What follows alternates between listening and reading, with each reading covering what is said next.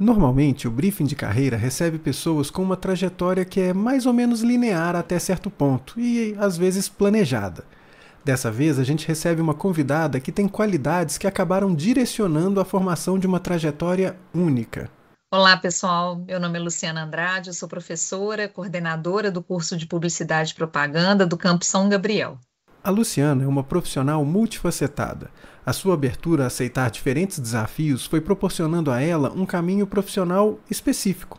Por meio das diferentes oportunidades que apareceram a ela ao longo da sua vida, ela foi moldando uma trajetória muito interessante. Vamos ouvir como é que foi esse processo.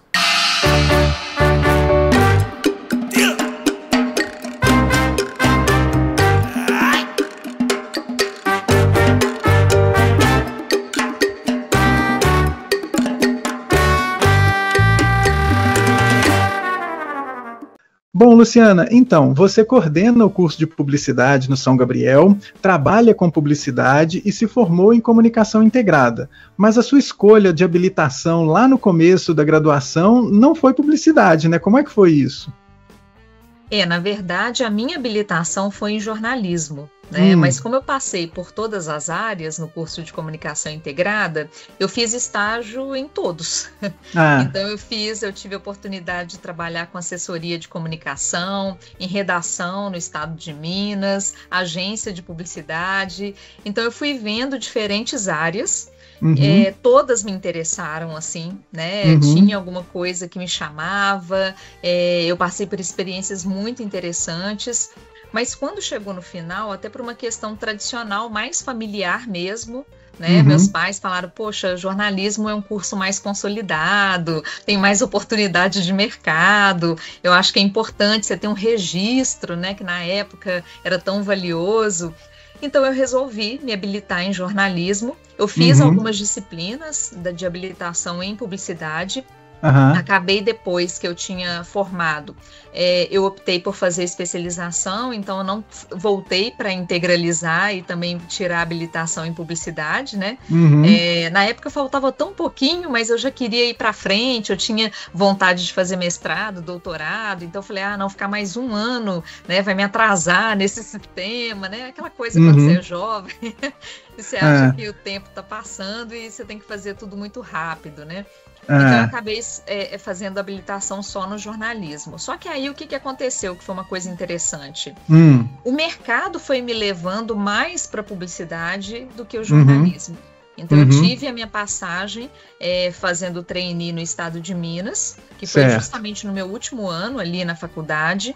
Na hora que eu saí, eu também tive a oportunidade de estagiar numa agência de publicidade, que foi a Estalo Comunicação, que hoje chama Estalo In. Uma das primeiras estagiárias que a agência teve. Então eu trabalhava de manhã na Estalo, à tarde no estado de Minas e estudava à noite. Rapaz, e aí que você viu que publicidade era mais bacana, né? Exatamente. Aí na hora que eu fechei, assim, eu falei, poxa, mas ficar na agência tá mais interessante, né? Eu já era redatora, já estava trabalhando com isso, eu gosto muito de escrever, então era uma coisa que me chamava muita atenção. E a experiência lá foi maravilhosa. Antes eu já tinha feito uma experiência em agência também, que foi a Tom Comunicação. Na época ela chamava FOR, ela estava fazendo a transição para a Tom. E eu passei pelo departamento de planejamento para fazer um trabalho específico para um projeto de um cliente, que era uma construtora aqui em Belo Horizonte.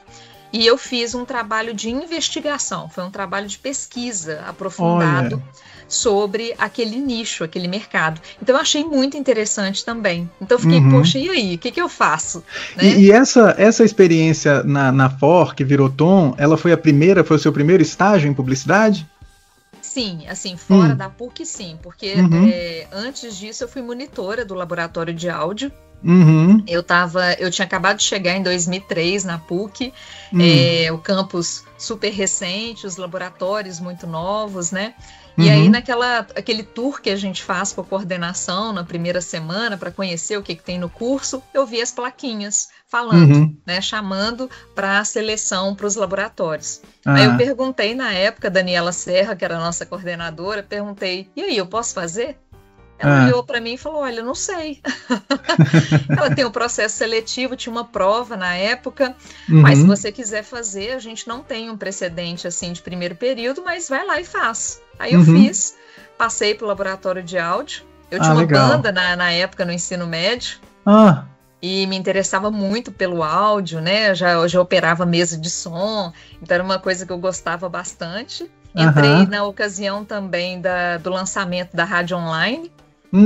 Então, participei do projeto, né, da iniciativa da Rádio Online, foi muito interessante. Lá eu conheci a Maria Flávia, que era a técnica do laboratório de áudio. Sim, tava me lembrando dela aqui, já tava pensando, acho que era na época dela, né? Ela tinha um programa de rádio muito legal. Isso, o Acetato nos Gerais, né? Na Gerais FM, finada Gerais FM. Exatamente, e ela, assim, me ensinou demais. Eu aprendi muita coisa com ela, eu sou muito grata a todas as oportunidades que ela abriu para mim. Até então eu tocava numa banda, mas eu era simplesmente guitarrista. Eu nunca imaginei que a minha voz poderia ter alcance, né, e trabalhar essa parte vocal. E ela me ensinou a ser radialista, eu fiz vários trabalhos para ela, para clientes dela. E uma coisa que foi muito legal foi quando o primeiro trabalho que eu fiz, assim, realmente que reverberou, né, uma gravação que eu fiz, assim, e aí passou no Minas Shopping. E eu tava com a minha família, né, fazendo compras de Natal, e de repente eu escutei a minha voz. Que legal! Eu falei, mãe, vem cá, minha voz aqui, né, sou eu. Então foi muito bacana. E aí eu fiquei mais ou menos 1 ano e meio ali no laboratório de áudio, até aparecer essa oportunidade da FOR. Passei um curto período e também tive a oportunidade de fazer um estágio em assessoria de comunicação, que foi no Hospital da Baleia, outro lugar assim que eu aprendi demais. Eu falo que lá foi uma experiência assim à flor da pele, né? O projeto é muito interessante, né? A atuação deles, a própria atuação social que eles têm ali, além da saúde, é muito interessante.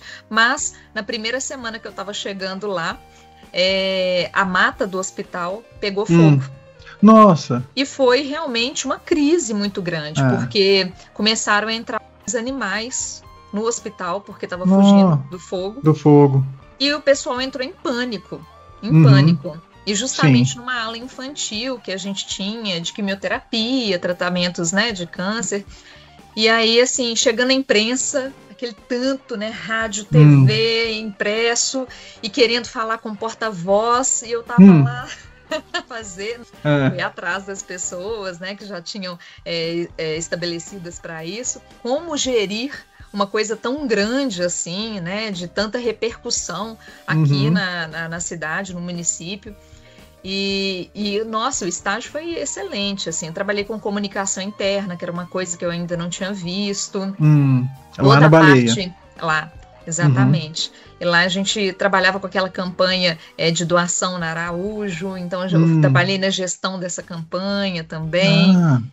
Demonstração de recursos, o que a gente tinha feito com dinheiro. Então, assim, eu vi muitas coisas diferentes, outros lados da comunicação. E lá foi muito importante porque eu consegui exercitar, num único estágio, tanto publicidade, relações públicas e jornalismo. Porque cada dia a gente assessorava num aspecto da comunicação, né? O trabalho de assessoria é bem amplo, né? Isso.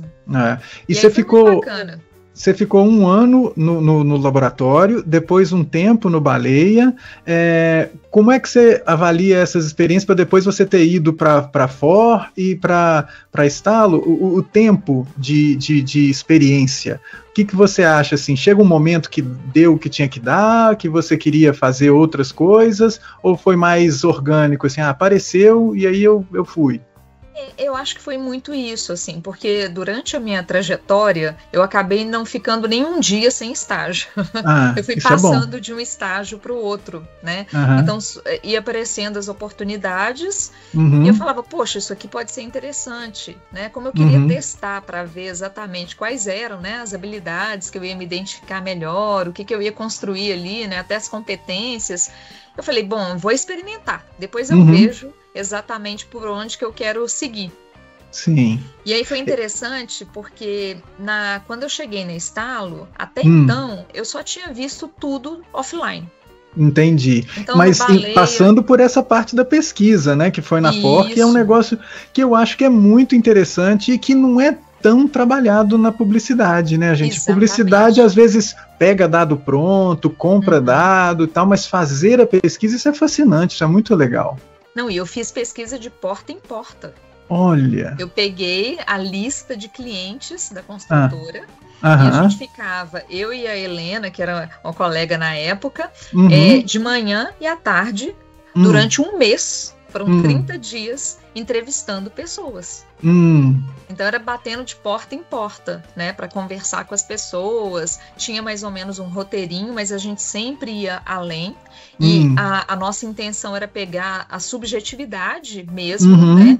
E tanto que depois, quando a gente foi fazer o relatório, o que a gente trouxe, né, o que a gente mais trabalhou foi a casa como palco da vida, né, das experiências de vida, o que as pessoas relataram, de como que a casa é representativa para a estabilidade em vários sentidos, né, a construção ali de identidade. Então foi uma coisa muito maior do que uma pesquisa de mercado tradicional.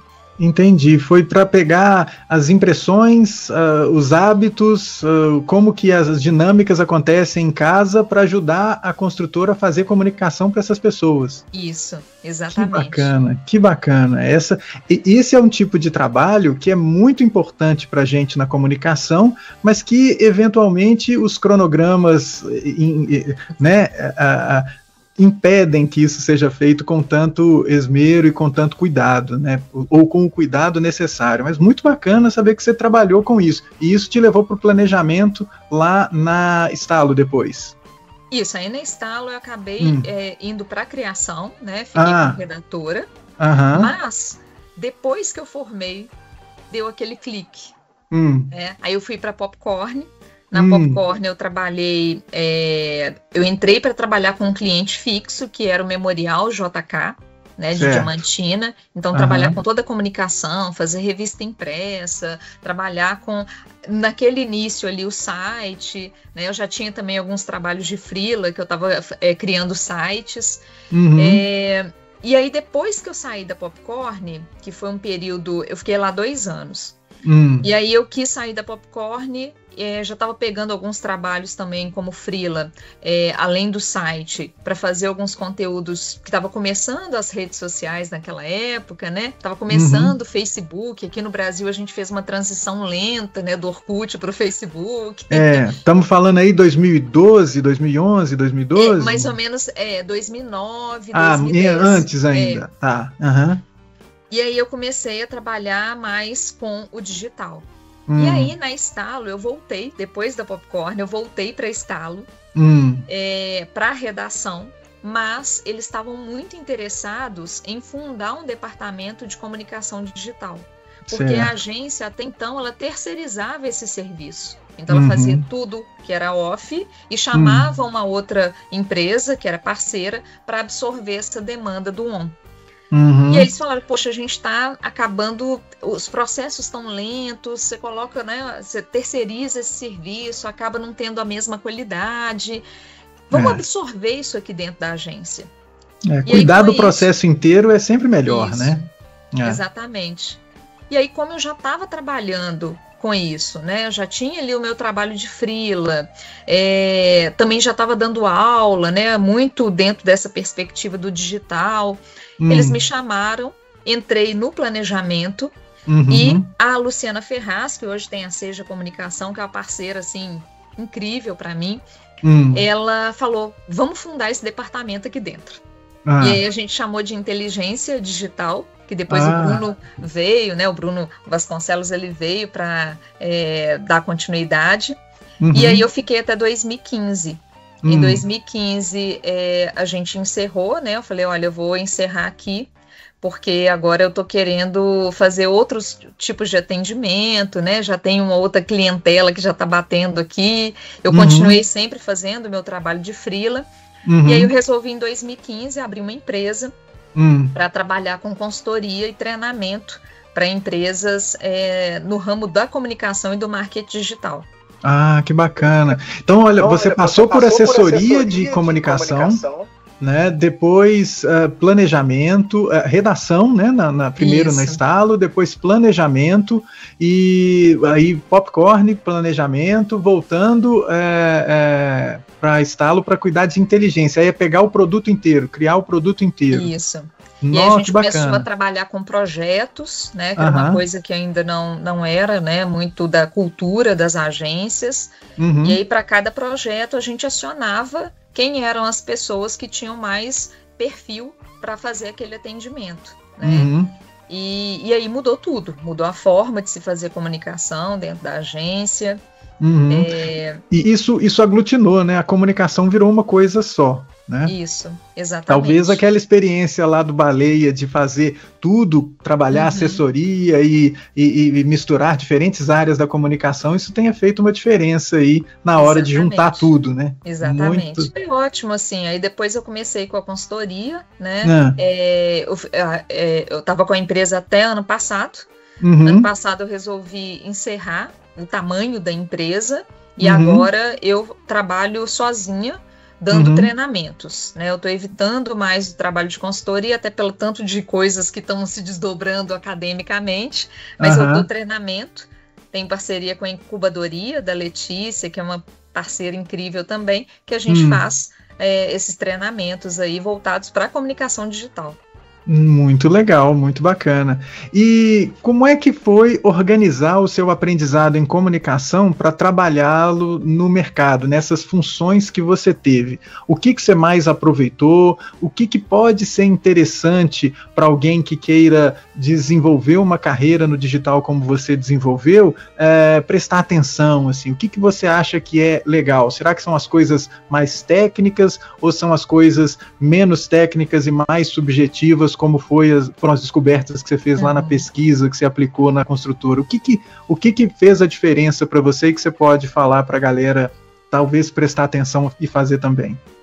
Eu falo que nesses 20 anos aí, eu sempre vi a técnica como uma coisa assim, que você corre atrás e aprende. Né? Todas as vezes que eu precisei de uma técnica, eu corri atrás, aprendi rapidamente e apliquei, né? Mas o que realmente sustentou essa jornada, né?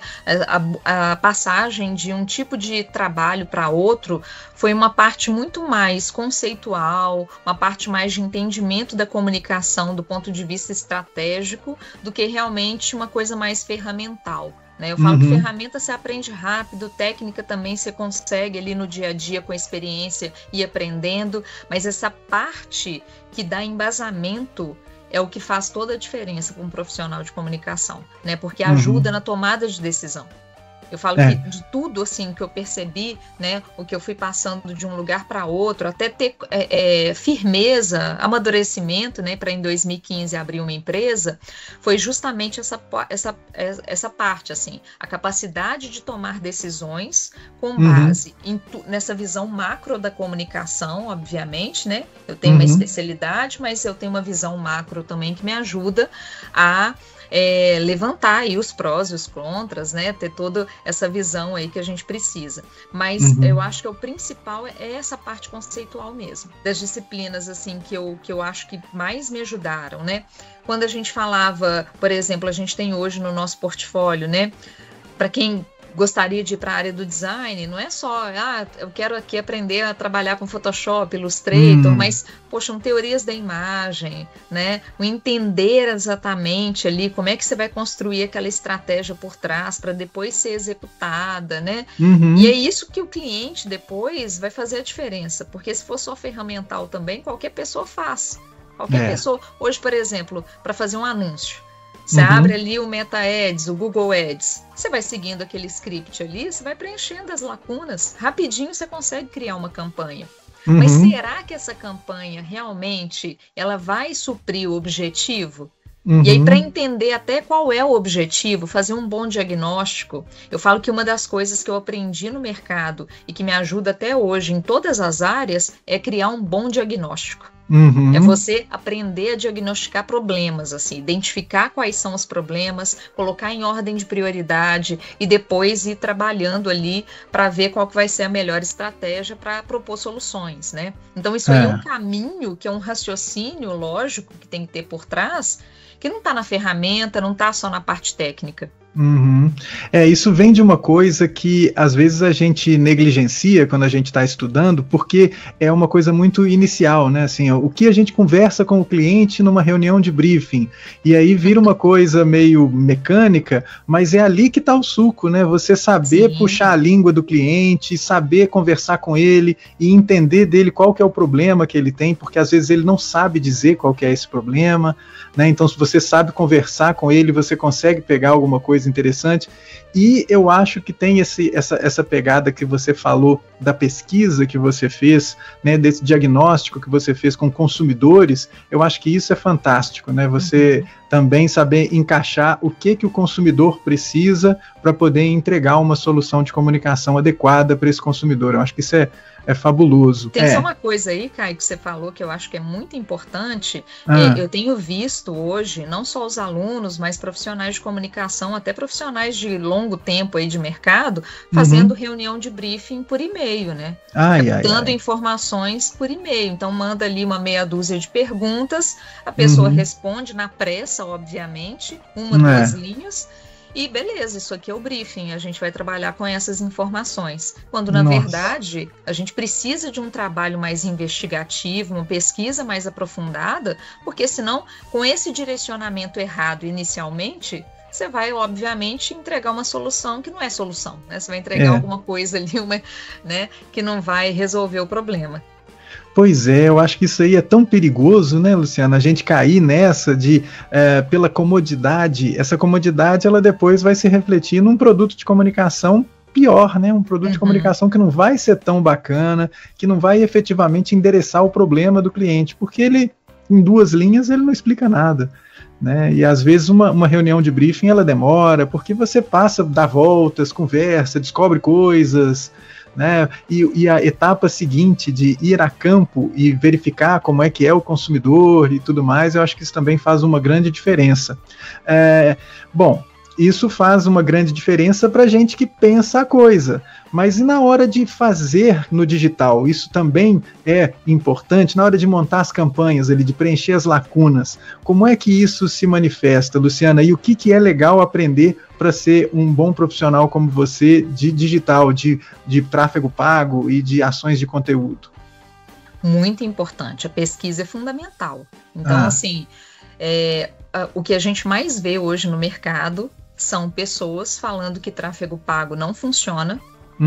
Não vou fazer campanha não, porque eu já estou cansado de gastar dinheiro. Eu pego muito cliente assim, né? Cansei de gastar dinheiro, a gente coloca anúncio, mas não tem retorno. Aí a primeira pergunta que eu faço é: qual que é o retorno que você gostaria? Qual foi o objetivo traçado? Né? Como é que vocês pensaram a campanha para chegar nesse objetivo? Como é que vocês estão monitorando isso e tal? E aí as pessoas não sabem responder. Não sabe nada, né? Então, assim, se não teve uma pesquisa lá atrás, até para saber, assim, se de repente você está querendo fazer uma campanha que é de conversão, mas talvez o momento não seja para focar numa campanha de conversão, será que dá agora? Né? Não, vamos trabalhar aqui um reconhecimento de marca, vamos trabalhar tráfego, né? Não sei, eu preciso primeiro trazer dados. E eu acho que na nossa área falta, às vezes, essa capacidade da gente coletar e analisar dados. Sim. A gente terceiriza muito essa parte para outras áreas, né? Falar, não, eu vim para comunicação porque eu não queria ver matemática, eu não queria ver dados, eu não queria ver número, né? Eu não gosto disso. Mas aí o que está acontecendo? A gente está perdendo essa fatia do mercado para outros profissionais de áreas diferentes que já estão habituados com isso, mas que não têm a nossa capacidade analítica de olhar pelo viés da comunicação. Então chegam dados para a gente que muitas vezes já foram ali minerados, refinados, analisados e não dizem nada. Eu tenho alguns clientes que é muito interessante, que eu chego e pergunto, né? Vocês coletam dados? Vocês têm aí um CRM, alguma coisa, né? Ah, não, a gente coleta muitos dados. E aí, na hora que eu vou ver aqueles dados, né? São tantos dados inúteis, dados que a gente não tem menor propósito de você estar coletando, né? Que você não sabe nem o que vai fazer com aquilo. E aquilo te rende um banco tão repleto de sujeira que você não consegue extrair nenhuma informação dali, né? Até para coletar, até para monitorar, a gente precisa ter planejamento. Então eu falo assim, a pesquisa e o planejamento, ela vai para qualquer área, para qualquer habilidade, para qualquer técnica. Porque senão você vai estar fazendo um trabalho de execução que muitas vezes vai ter que ser refeito várias vezes, né? Uma vez eu li que quem fala que fazer de novo é pleonasmo é porque não conhece publicidade, mas na verdade é porque a gente erra no início. A gente não parte de pesquisa, não tem dados, não tem direcionamento, e aí a gente vai tentando uma série de tentativas e erros ali, né? E acaba que o cliente fica desgastado, ele fica desacreditado, a gente fica com má fama no mercado de que a comunicação não resolve nada, principalmente no digital. E aí ninguém quer pagar o valor, né? O valor realmente que a gente merece pela estratégia. A pessoa quer pagar um valor mínimo porque acha que aquilo ali é fácil de ser executado. É o esquema de compreender, por exemplo, essa campanha de anúncios que eu vou fazer agora, ela vai impactar o consumidor em que ponto da jornada dele? Quando ele está nesse ponto, que pergunta que ele faz para a gente poder saber o que vai acionar esses anúncios? Então, o que esses anúncios devem ter? O que a landing page deve ter? Eventualmente, as pessoas montam grupos de anúncio, montam campanhas sem pensar muito bem nisso. Então chega para uma landing page que não está direcionada para aquele ponto do processo, então não converte bem, e aí o cliente fica com aquela ideia de que ele jogou dinheiro fora, né? Isso eu muito vou ruim. até dar um exemplo. Esses dias eu vi uma rede de marmitas fitness, assim, maravilhosa e tal, né? Falei, nossa, eu tô precisando de um serviço desse para me alimentar melhor.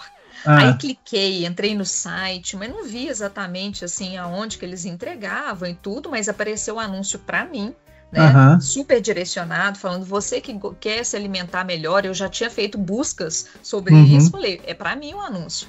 Eu cliquei, olhei as marmitas, achei maravilhoso, comecei a colocar até no carrinho.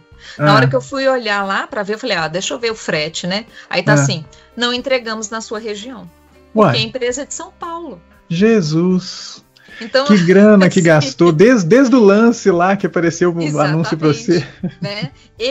A empresa gastou e eu gastei tempo ali, achando que eu ia solucionar o meu problema, mas eles nem entregam aqui em Belo Horizonte, obviamente, porque é um sistema de marmita congelada e eles não têm uma logística para entregar tão longe. Então, assim, tá errado. Quem fez o tráfego ali, o tráfego pago, a campanha, errou na segmentação. Errou no básico. Errou no primeiro filtro, assim, olha, que região que eu quero, quem eu quero mostrar, para quem eu quero mostrar. Ai, que dó. Então, assim, se a pessoa não sabe, não é só preencher lá o formulário, né? Não é só entrar na ferramenta e começar a preencher o formulário, colocar a verba e mandar rodar o anúncio. Você tem que pensar em tudo isso. E segmentação é uma das coisas mais importantes, porque quem vai receber aquele anúncio, né? Quem vai ser impactado? Então, como vai ser impactado? Se você não tem dados anteriores, se você não sabe exatamente quem são essas pessoas, como é que você vai buscá-las? Então, é importante saber quem são essas pessoas, do que elas precisam, onde que elas estão, que tipo de buscas elas fazem, e aí eu monto as minhas ações, preparo um material para ela receber, né? Assim, quando ela clica no anúncio, ela vai ver uma coisa que vai ser direcionada para ela no contexto dela, e aí, por exemplo, evitaria de você começar o processo de compra sem saber que não entrega na sua cidade, né? Exatamente, eu ia passar batido nisso, né? Então é uma coisa complicada. E assim, esse processo de segmentação, ele é tão importante E aí, às vezes, a pessoa fala assim, a persona não resolve nada. Tem muitos gurus na internet que estão contra a persona agora.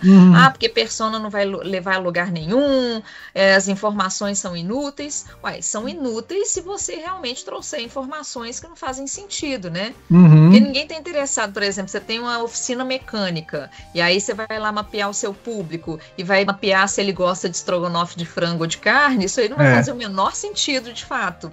Mas quais são as informações que realmente fazem sentido para o seu negócio, né? Isso. Na hora lá da tomada de decisão, né? O que faz a pessoa levar o carro até a oficina? Quais tipos de problemas, né? Como é que isso vai impactar o dia a dia da pessoa? A pessoa trabalha, por exemplo, com veículo, então ela precisa ter ali ele funcionando rápido, né? Então eu preciso mapear, são essas questões.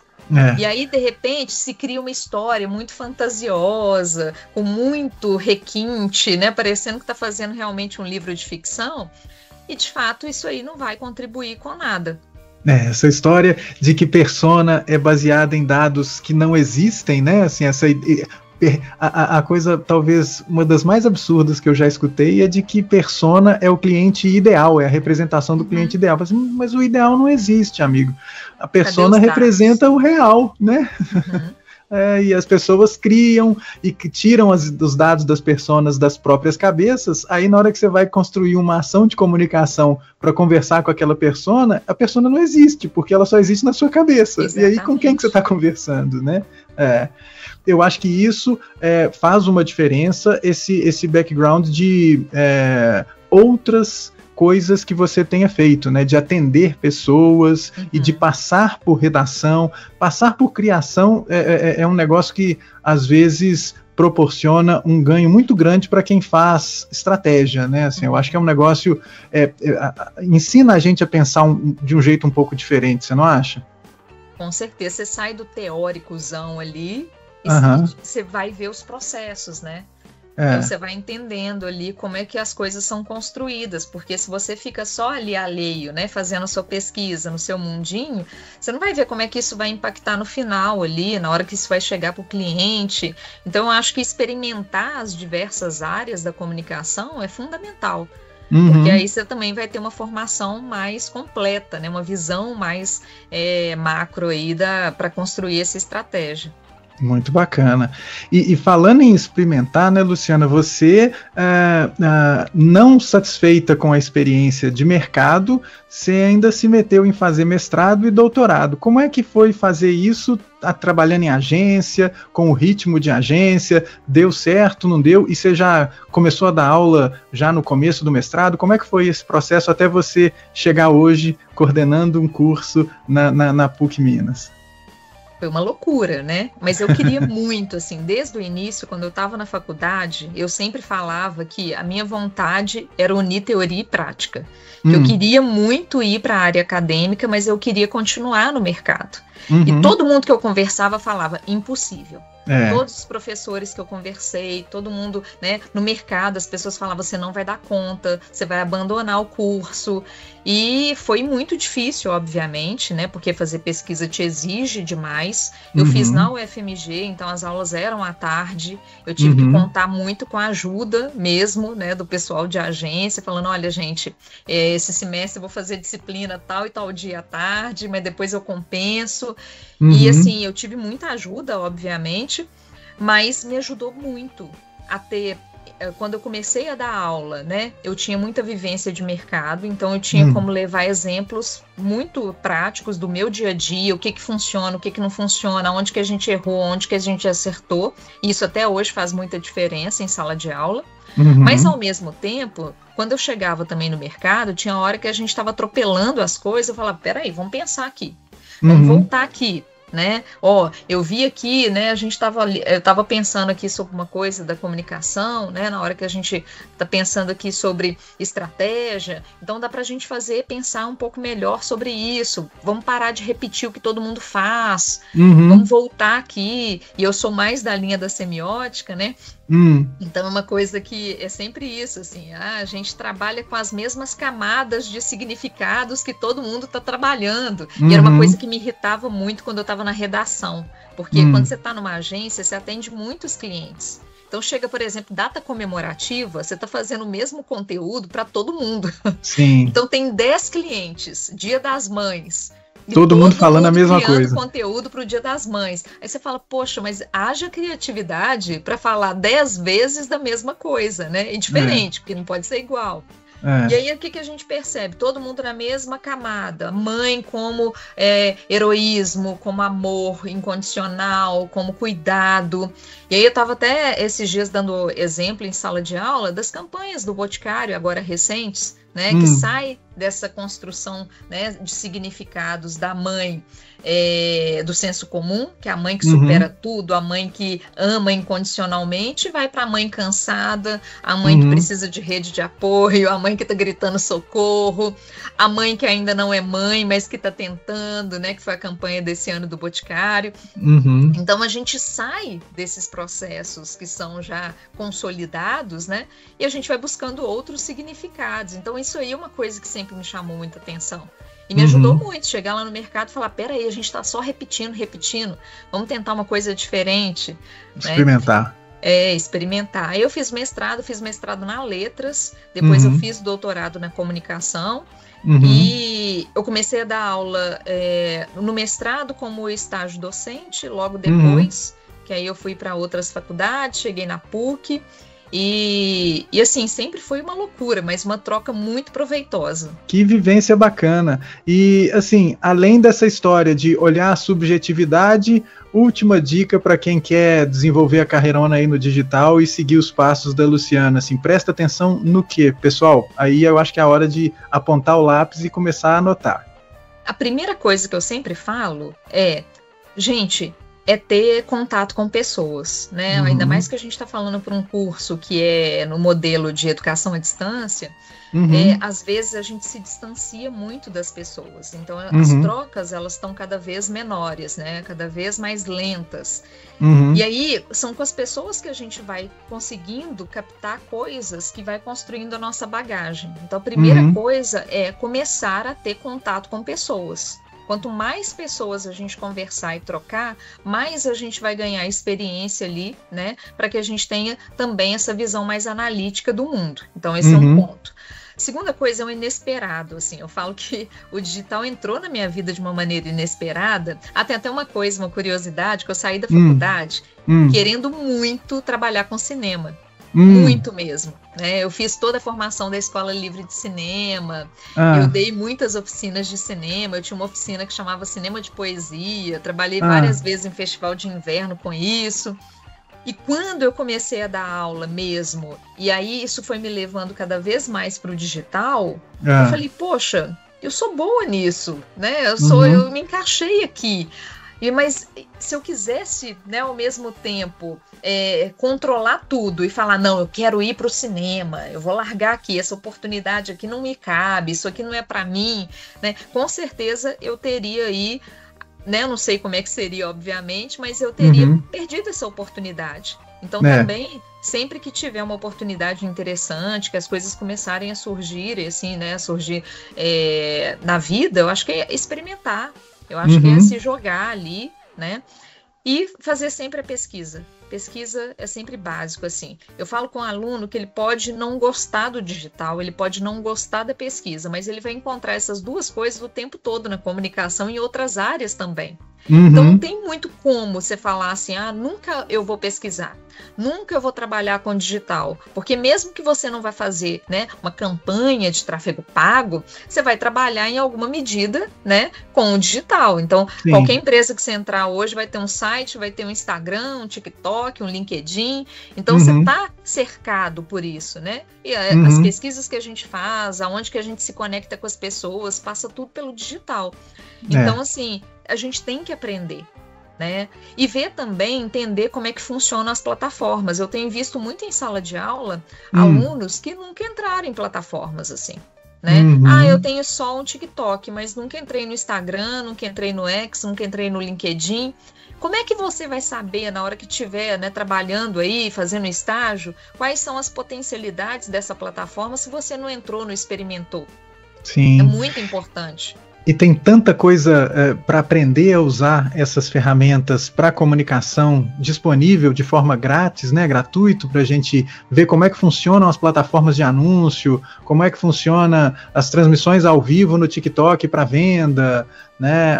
Agora, até no Shopee você tem transmissão ao vivo para vender, então eu acho que é muito importante meter a cara e explorar, né? Eu acho que isso aí é necessário.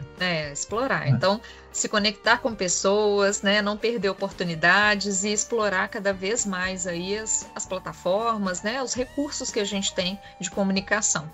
Muito bom, Luciana. Nossa, excelente conversa, viu? Espero que aqui o pessoal fique tão impressionado quanto eu e tão inspirado a correr atrás e desenvolver uma trajetória tão bacana, né? Que você viu tanta coisa e as coisas foram se encaixando. Eu acho que isso que é legal, né? No final das contas, você vê que as coisas que você aceita, que você deixa que a vida te leve para um caminho ou por outro, eventualmente isso vai fazer um sentido e vai encaixar, né? Ficou muito bom. Exatamente. Não, mas foi ótimo, adorei a conversa. Bem legal, Luciana. Brigadão, viu? E voltará em breve, espero. Com certeza. Alô, muito obrigado. Tchau, tchau. Tchau, até mais.